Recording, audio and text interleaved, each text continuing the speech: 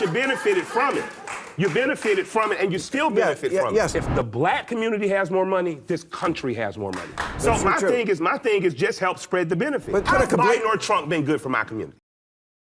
Real Time with Bill Maher had Governor Chris Sununu on with Killer Mike and Jessica Tarlov as they covered multiple social issues pertaining to race relations, where Killer Mike just made wonderful point after wonderful point. And I have to say, I'm sorry, Killer Mike, I was not familiar with your game. Because I always see rappers and athletes with these political figures on these kinds of shows and get a little skeptical of the points they're going to make. But Killer Mike was by far the most articulate here, which says something when Jessica Tarlov is present. I'm just saying, here they are on the first topic of reparations. I do think this country could benefit from a reparations package that included cash, that included reversal of redlining by helping black people be homeowners, understand credit, and understand Americans that if the black community has more money, this country has more money.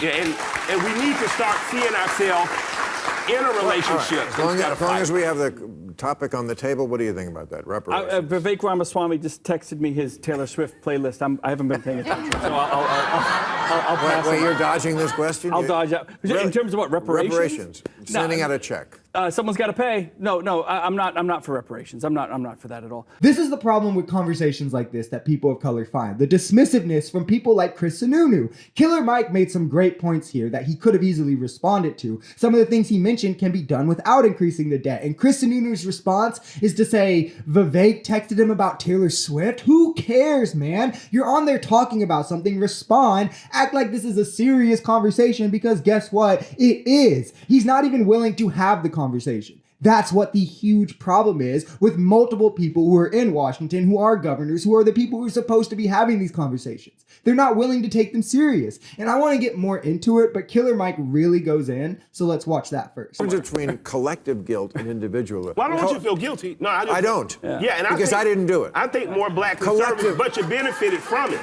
You benefited from it, and you still benefit from it. Yes, that's true too. So my thing is just help spread the benefits. But there are reparations that do go on in different ways. Yeah, absolutely. And I didn't say absolutely just give me a few $1 million and I'm fine. No, I think that trade and higher level education. I do think a cash payout. I think that there should be a mortgage forgiveness. I think that we should have an incentive to incentivize black wealth in this country. Robert Smith, black billionaire, had an interesting conversation where he wanted to tax corporations 2% of wealth. Imagine what 2% of multi-billion-dollar companies does for black society. He's so spot on here. It's kind of crazy. A lot of reparations isn't saying, hand all black people a check for $1 million. This is how conservatives want to paint it, just to poison the well. Instead, it's righting the wrongs created by slavery and Jim Crow. A lot of that can be done without money. Pardons for those targeted in the war on drugs. Scholarships for families who were redlined out of quality education. Home loans for descendants of slaves or redlined families. Tax incentives for businesses to start in black communities. Tax breaks for black-owned businesses. There's a plethora of ways to say, hey, we did a lot of wrong. Here's how we'll right those wrongs that we created without even having to write a check. Though I do support a small cash stimulus. This could also be taxed, by the way, to help create revenue for the bill, along with, like he said, a tiny tax on corporations or Wall Street trades that wouldn't affect average everyday Americans. And even the billionaires that it would affect, they're not going to feel that effect. You think they're going to miss $100,000 with $1 billion in their bank? No. For the last 10 years, we've been #1 in business. We've created over 60,000 jobs and have more jobs coming. I would challenge you to help put together a reparations package that made the rest of America look more like the opportunity. Well, he's from New Hampshire. That's not going to happen. But if I may... Lord knows I didn't want to get into a reparations discussion. It would cost you hundreds of dollars up there. And then you got again, what about the Native Americans who are, you got to go down the list. And when we're done with the reparations package this year, what about you don't hear black people arguing against? Okay, first off, reparations have been done for Native Americans on 2 instances, so not sure why he's bringing that up. An underwhelming attempt was tried after World War II, where $1.3 billion was paid out, but only amounted to less than $1,000 for each of the Native Americans with destroyed lands. And they tried again in 2016, amounting to another $500 million to Native American tribes directly for the land that we stole and destroyed. And second, notice how quick he jumps to this whataboutism. Do you think, honestly, that Chris Sununu cares about Native Americans and them getting what they deserve? Or do you think that he's just trying to deflect from the topic at hand? I think it's pretty obvious. He's trying to pile on more well poisoning. And also, Yes, if America has wronged a group of people, they should pay for it. Whether it's one group of people or 12 group of people or 100 groups of people, it doesn't matter. So that point is mute. This is the shared belief of every government ever that has ever wronged a group of people, but seemingly stops at the American government in the black community. How has Biden or Trump been good for my community?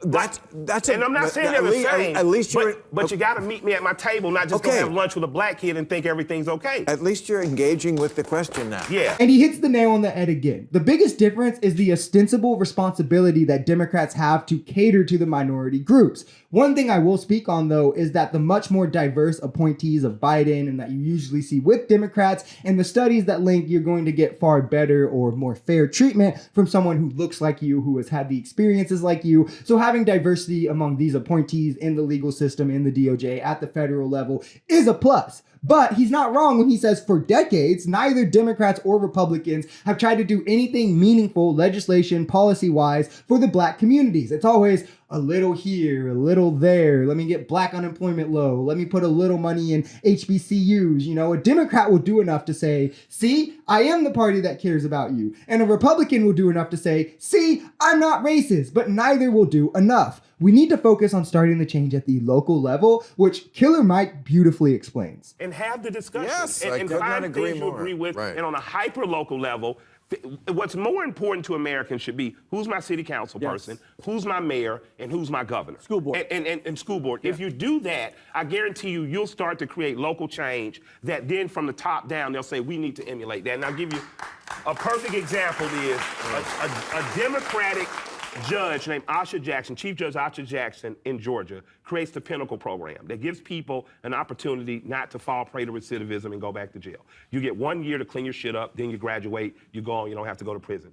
Ms. Ali is a woman out of Fulton County Juvenile Court that was appointed by a Republican governor to emulate that same thing statewide. So two Democratic black women do something on a local level that on a state level, a white Republican governor recognizes and then empowers to do the same thing statewide. He is so spot on, and it's crazy how articulate he is on these positions. Real change begins in your community, and if something works on a local level, the states will adopt it, and then the federal government will emulate it. This is why politics is not a spectator sport on any level in any way. You have to get up and go out and try to create the change that you want to see. And if something works on the local level, it's going to work. It's not enough to just follow the drama of federal politics. It's mostly theater anyway, and you're not going to enact change first at the federal level. It starts small. Communities are where this change happens, and it's time that as a community, we speak out and we create the world that we want to see. If you enjoyed this video, we're Social Society. We're a commentary channel influenced by politics, society, and the economy. We are pretty left-leaning on this channel, but we're open to our right-wingers as well. The biggest thing here is having conversations that get everyone to the bottom of the truth. If that sounds like something that could interest you, consider smashing that subscribe button, leaving us a like, or even commenting on this video. We even have memberships available as low as $3 if you'd like to support, because the only way we become a society is together.